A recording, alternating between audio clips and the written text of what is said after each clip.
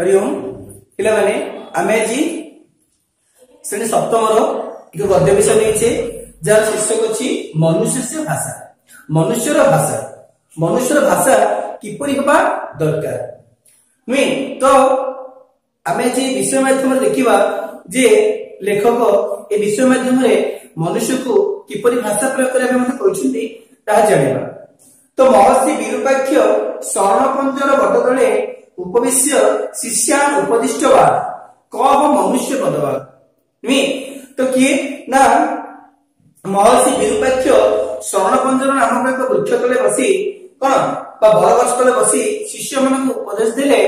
जे किए प्रकृति मनुष्य पदवाच्य क्या मनुष्य पदवाच्य बोली कहबा गोटे मनुष्य पाखरे केउ सब गुणावली रहिबा आवश्यक बाउची तो से विषय किए महर्षि विरूपाक्ष शिष्य मान उपदेश दी कहिले जानिछ हितबा मितबा कृतबा। तो पिला माने हितबाक माने कोन हितवासी मितबाक माने स्वल्पभाषी एवं कृतबाक माने धीरभाषी। तो कोन होची पिला माने ना हितभाषी हबा स्वल्पभाषी हबा निजर भाषा को संयत करिबा निजर भाषा को आयत्त रखिबा कम कथा कहिबा एवं प्रत्येक भाषा रे हम भाषाटी धीरयुक्त हवा दरकार। तो सेति कहले हितभाषी स्वल्पभाषी आउ कोन धीरभाषी। तो जानिछ हितबा मितबा कृतबा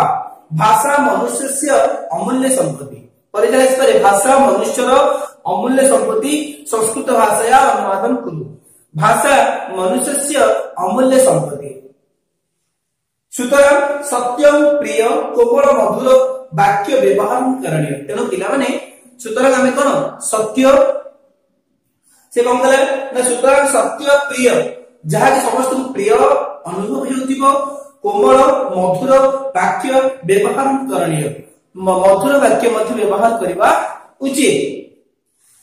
वयोज्येष्ठ गुरुजन सम्मान नै तुम जो वयोज्येष्ठ अछंदी बयस रे तुम बड़ अटंदी सेमान सम्मान प्रदर्शन करबा उचित। वयोजन गुरुजन सम्मान नै लघुजन अनुराग वशतः प्रेम पूर्वक वाक्येन संबोधय। तुम जो लघुजन मान अछंदी आ तुम जो माने सान अछंदी सेमान कोन स्नेहपूर्ण प्रेमपूर्ण व्यवहार करबा उचित नेबले। तो अस्मभ्यम भाषा नरचुते अन्यस्मै तादृश भाषा प्रयोग न करू जो भाषा हमको रुचुनी अर्थात हमको भल लागुनी आमे सेपरि भाषा अन्य को प्रयोग करबा नाही। तो पिले हमको कटु कथा भल लागुनी आमे से कटु कथा अन्य को कहिले से कथा कष्ट होना बिले। तो सेपरि भाषा आमे प्रयोग करबा जेपरि भाषा आमे आशा करूछे जे भाषा द्वारा मनुष्य संतुष्टि लाभ करे जहा अन्य को संतुष्टि प्रदान करे आमे सेपरि भाषा को कोन प्रयोग करबा नुए। आत्म गौरव सूचक अन्यस्य चिंतावर्धक मिथ्या कपटया से गले कोन ना आत्म गौरव सूचक निज आत्म गौरव बढ़ौथिबो आत्म गौरव सूचक अन्यस्य चिंतावर्धक अन्य मान चिंता को बढ़ाई देउथिबो अन्य चिंतावर्धक मिथ्या कपटता निंदा विद्वेष जनक वाक्य न दे निंदा करिबा विद्वेष उत्पन्न द्वेष उत्पन्न करिबा अन्य क्षतिकारक वाक्य जेमति अन्य अनिष्ट होला वाक्य अन्य को दुख नै देला वाली वाक्य आमे प्रयोग करिबा उचित नहीं। सर्वदा जह धीरं धीरं वदति अल्पं वदति उच्चै न वदति सह दीर्घजीवी भवति। पिलाने बुझि पाइल तले जिए कोन जे निज वाक्य को केमिति कहे पिला माने सर्वदा जो धीरं धीरं वदति जे सब बड़े धीरे धीरे कहे जो धीरं धीरं वदति अल्पं वदति अल्प कहे उच्चै न वदति सह दीर्घजीवी भवति नुहे आमे गोटे जिंस कहा मागुथिबा उच्च शब्द रे जोर चित्कार पाइबा ताको ठीक कि पिला माने नुहे स्वल्पभाषी वा मिष्टभाषी वा। अच्छा पिले कुह नेत्रहीनम अंध इति पदहीनम स्थाणु इति उक्त्वा सर्वेषां सम्मुखे उपहासं न करू। नेत्रहीन जार आखि नहीं ताको अंध बोली कहबा जार आखि नहीं से दुनिया रे केते कष्ट भोग करूची ता हमें हुइतो सेही परि भाबे अनुभव न करि परिबा जानि तो परिबा। तो नेत्रहीन को नेत्रहीन बा अंध बोली कहिले केते कष्ट लागे से नेत्रहीन लोक ही कहि परिबो आउ जार पाद नहीं जे पादरे चली पारु नहीं ताको स्थाणु कहबा स्थाणु माने कोन माने जोड गोटाय बसी रहिबा ताको स्थाणु बोली कहबा संबोधन करबा एपरि कठोर शब्द ताको मन रे कोन पहुंचे आघात पहुंचे तेणु पदहीन को स्थाणु कहबानी कि नेत्रहीन को अंध बोली संबोधन करबा नहीं बुझिबा पिला माने नेत्रहीन अंध इति पदहीन स्थाणु इति उक्त्वा सर्वेषां सम्मुखे उपहासं न कुर्यु सुंदर भाषा व्यवहारेण विश्व शांति प्रतिष्ठा अवश्य भवे जदि में सुंदर भाषा व्यवहार प्रयोग करबा परस्पर स्नेह श्रद्धा रखिबा परस्पर को व्यवहार उत्तम व्यवहार प्रदर्शन करबा तले विश्व रे शांति निश्चित प्रतिष्ठा हो नुमे कटु कथा द्वारा विश्व रे केवल अशांति प्रतिष्ठा होई तिनु पिला माने आमे जेपरि जानि छे दुर्योधन कोन कहितला दुर्योधन को द्रौपदी कहितला अंधर पुत्र अंध जहा कि सेई पदे शब्द ही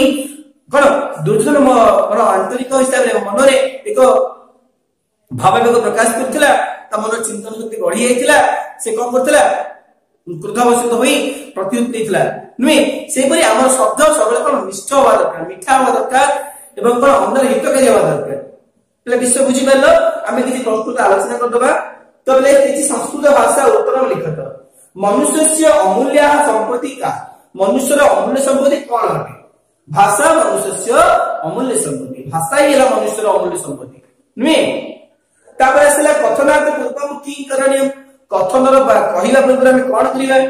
कथनात पूर्वम संबोधन करणीय कोन करिबे संबोधन करिबा नुमे तापर देछि कान सम्मान नै केउ मानु हमें सम्मान करिबा उचित वयोज्येष्ठ गुरुजन जो माने बयस रे बड़ गुरुजन मानन को हमें सम्मान प्रदर्शन करिबा उचित कह दीर्घजीवी होती तले के दीर्घजीवी हुए बा के दीर्घ आयु प्राप्त करे हां जह धीरम धीरम वदति अल्पम वदति उच्चै वदति उच्चै न करे उच्चै न वदति हां सह दीर्घजीवी होती क अंध इति उक्त्वा उपहास न करिया काहा को अंध बोली कहि हमें उपहास करबा नहीं नेत्रहीन जार नेत्र नहीं तले ताको में अंध बोली संबोधन करिबा नेत्रहीन अंध इति उक्त्वा सर्वेषां सम्मुखे उपहासं न कुर्या उपहास करबा उचित नहीं पहले मातृभाषा जो अनुवाद देछि कि निजे करि परिबो कारण विषय बुझे ही ना निजे करि परिबो हला एछि महर्षि विरूपाक्ष शिष्यान द्या शून्य स्थान में करे महर्षि विरूपाक्ष शिष्यान कोनला हो ना उपदिष्टवान उपदेश देथिले नहीं तापर छि दास मनुष्यस्य अमूल्य संपत्ति भाषा मनुष्यस्य अमूल्य संपत्ति दास धीरम धीरम वदति जह धीरम धीरम वदति दास सा भाषा न रुचते अस्मभ्यम सा भाषा न रुचते हमको से भाषा कोन भलो लागे नहीं दास संबोधन करणीय दास पूर्वम कोन ना कथनात पूर्वम संबोधन करणीय नुई कहिबा पूर्व हम संबोधन करिबा उचित तो पिला माने तो एटा बुझी पाले 3 नंबर दिबा हां बे 3 नंबर 4 नंबर दिबा वाक्य नि रचना एटा तुमे निचि करिवो तुम मन तुमे गोटे शब्द किपरि व्यवहार करिवो एटा तुमे बहिर खोजी कि निज बुद्धि प्रयोग करी वाक्य गठन करिवो तापर देछि विक्षिप्त वर्णनम मेलनम शुद्ध वतु रचयित विक्षिप्त वर्ण व्यवहार हेछि हम विक्षिप्त वर्ण शुद्ध वर्णन के करबा देछि तथ कना कथना द वदति वदति द बति देछि सी हम महर्षि कतबाही एटा हबो हितबा तापर संशोधन कुरुत देछि वाक्य व्यवहारम करणीय वाक्य व्यवहार करणीय व्यवहार होबनी बोले व्यवहार करणीय तापर देछि संबोधनम करणीय संबोधनम करणीय संबोधनम करणीय बोले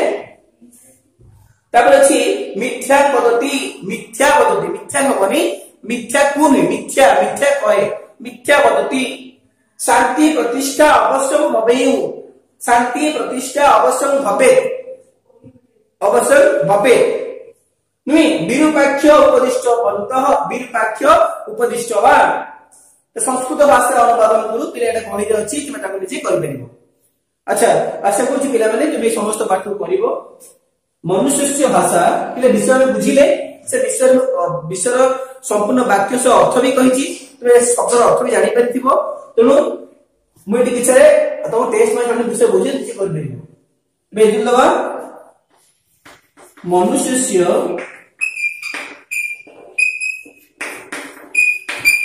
भाषा विषयटी रो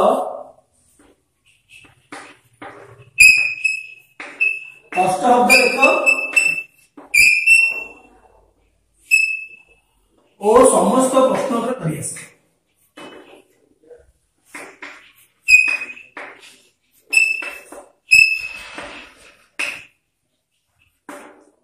रुचि हरिओम।